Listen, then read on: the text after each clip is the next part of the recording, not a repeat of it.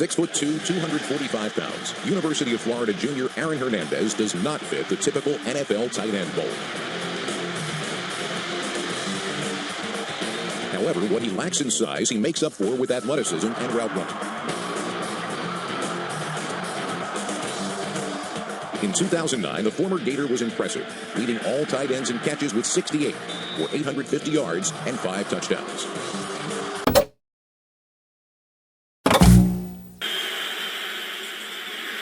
Nice cut by Hernandez. Splits the defenders. He has a first down. Boy, that rookie can run. Tight end taken in the 4th round out of Florida. Jermaine Cunningham made him go straight back. There's Brady to a wide open Hernandez. And the rookie takes it to the Baltimore 35.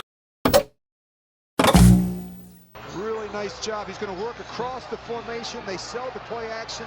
And then you got Ward on him. He's a pretty good safety. Very fortunate here. The ball gets tipped. Just good athleticism, good awareness by the rookie tight end.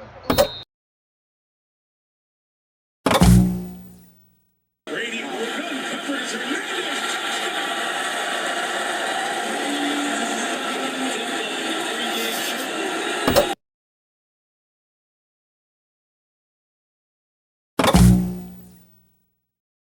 Off the line of scrimmage. Second and a deuce. And over the middle, getting free. Touchdown, Hernandez. Can't do that. He just does so many different things, just so good. This is the other things, the versatility that Aaron Hernandez brings. You look at Hernandez, I know we call him a tight end, but he's part wide receiver out there. Tight ends, especially with Gronkowski, he could do so many things. It takes a lot off me, and he's so dynamic. Then it opens stuff up for me, and then I'm able to get open, so it opens up for him. Hey, me and you. Yep.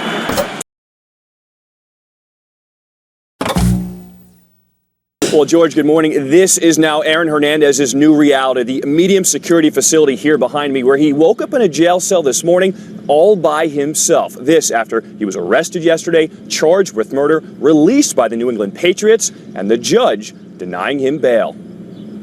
Your Honor, the defendant is charged with the murder of Odin Lloyd. Morning to you, 8:25 right now. I'm Chris McKinnon. We're following breaking news for you this morning. Ex-Patriot star and convicted killer Aaron Hernandez found dead in his prison cell.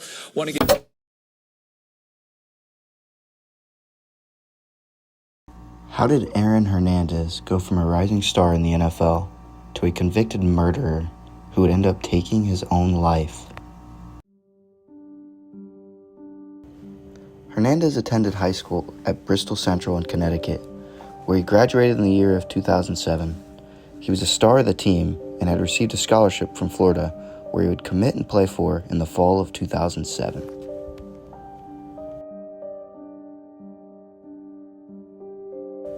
Hernandez wasn't the only convicted murderer on his high school team.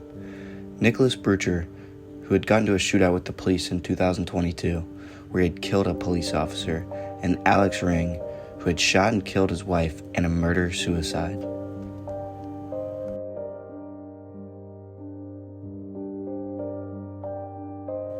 Yes, these three players all played together in 2004 on the same high school football team. A former teammate had said that he believed they all went down their own paths of darkness. He actually stated that Hernandez was always fun to be around in high school.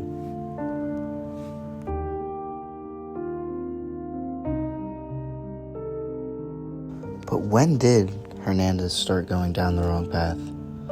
Was it reported in the media? Were players noticing anything strange going on over the years? Why was this such a big surprise to everyone when the news broke?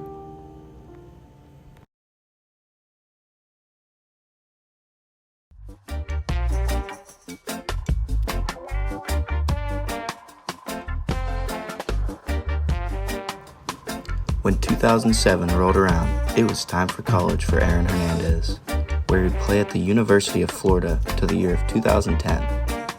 Hernandez would rack up over 1,300 yards and 12 touchdowns for the Gators in that time.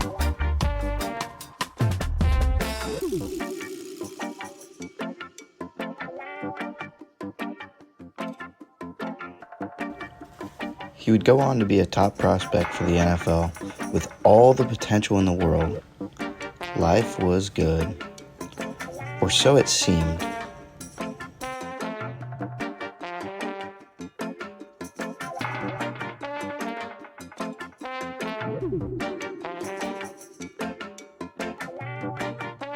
His high school teammates were not the only players around Hernandez that had committed crimes. The 2008 Gators, who had won a championship and weren't being talked about enough for their acts off the field, had 41 members that had been arrested. As it is talked about a lot today, it was an issue that at the time had seemed to be avoided by the media. Aaron had been a part of a high school team with convicted murderers, a college team with 41 members that had been arrested. Yet through all that, no player ever noticed anything strange. None of the media questioned about who he was as a person or what these type of experiences could do to him.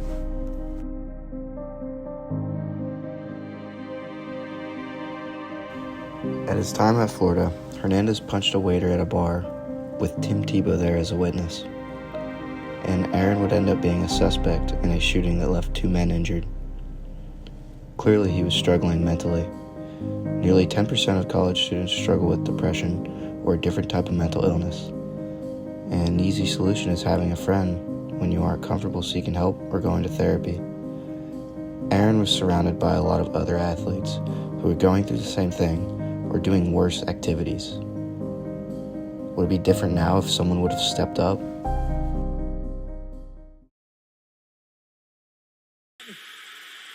Aaron Hernandez, a rookie tight end inside the 20 and slashing to the right. Hernandez dragged down at the 13-yard line by Jonathan Joseph. Or tight end. Look at Randy Moss flying down the middle. And when you play this Patriots, he would end up being drafted in the 4th round of the 2010 draft, playing in 14 games, and he racked up 563 yards and 6 touchdowns. This was a very impressive season for him, being the youngest active player in 2010, playing behind Rob Gronkowski, and having weapons like Randy Moss in the receiving corps. You think, sure he's not a wide receiver, but another good stutter route underneath. The Patriots are awesome at that, and that's the 3rd time I've seen it this game by 3 different receivers. Need to get to the 7 for a first. He would end up staying out of trouble this year. No reports of anything. No news, aside from good news for Hernandez. He was making a name for himself in the NFL. And for that matter, a good name if you were a Patriots fan. Extra little space and a beautiful throw under pressure right on target.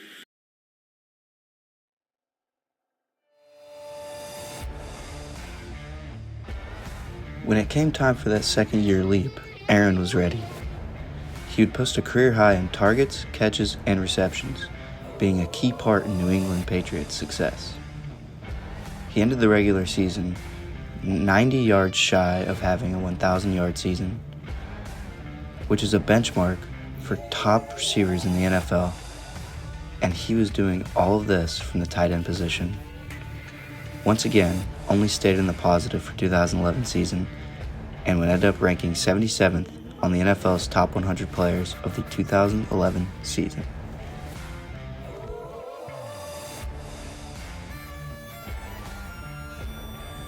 He would go on to sign a $41 million contract for the 2012 season, the 2nd largest ever for a tight end.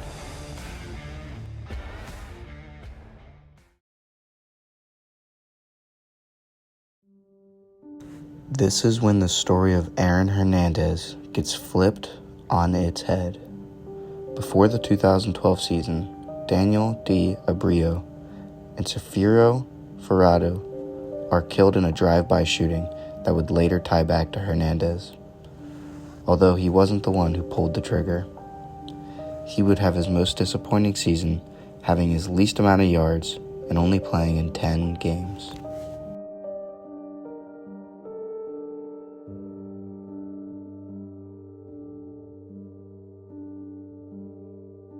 In February of 2012, shortly after his second season, Alexander Bradley is found shot in Florida hours after spending the entire evening with Hernandez, who later would go on to press charges in the following June.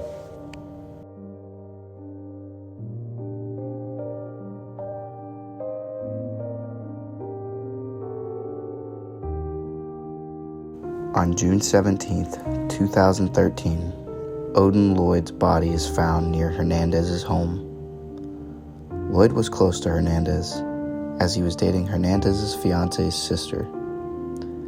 The investigators were able to make the connection, and only 9 days later, Hernandez is arrested and charged with the murder of Odin Lloyd.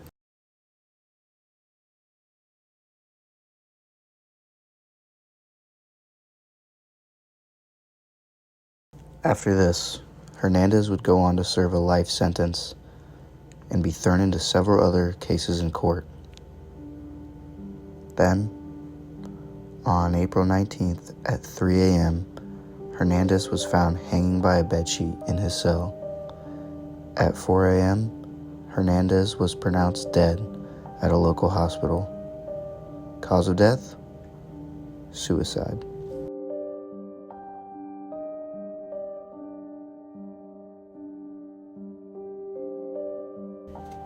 Many questions were being thrown around. Why would someone this successful with all of this money commit so many crimes, take another man's life, then take his own life? We discussed mental health earlier. Hernandez had been through a lot, had been surrounded by teammates with bad backgrounds, but surely a guy this talented would have someone to talk to. But maybe not.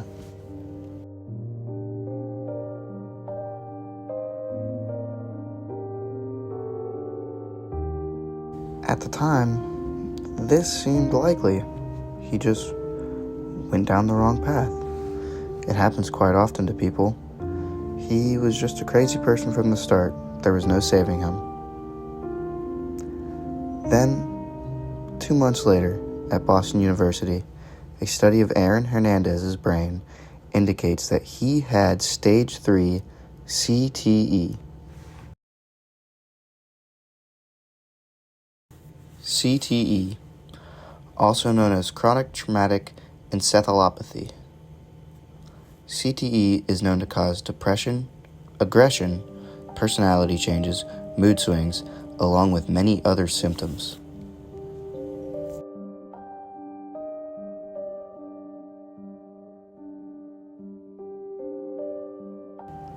A disease that is quite common in the NFL and has been underreported and even silenced by the NFL.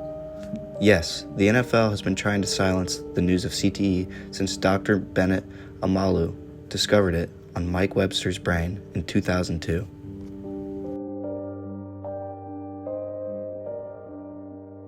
After all the news and reports of how crazy and deranged Aaron Hernandez was, none of the reports ever about trying to get him help, nothing was being pressed on the NFL or football in general for what this disease has done to Aaron Hernandez's brain.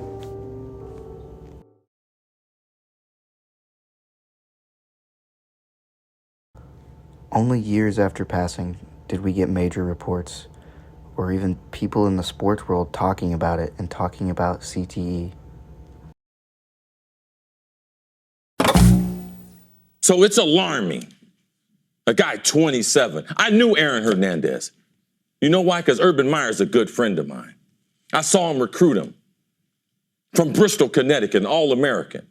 I saw him at the University of Florida at practices. And to think that this is a game that we encourage young people to play, and the end result was that. I'm conflicted. I really am.